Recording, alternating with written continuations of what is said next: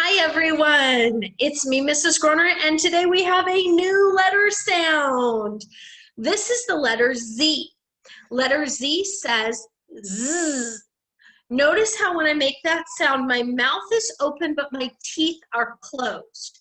My tongue stays down in my mouth. Z.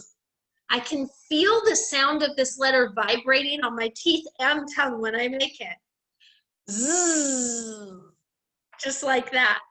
Now, this is how we make the letter. Start in the middle, line across, line down at a slant, and a line across. The sound of Z is Z. Let's try that again, as big as you can in the air. Start in the middle, line across, line down at a slant, and line across. The sound of Z is Z. Now let's go ahead and make the sound of the letter Z on our arms. Start in the middle, line across, line down at a slant, and line across. The sound of Z is Z. Let's do that again. Start in the middle, line across, line down at a slant, and line across. The sound of Z is Z. Now let's practice. Ready? Z.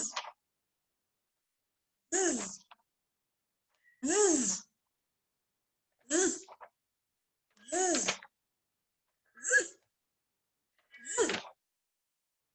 Z.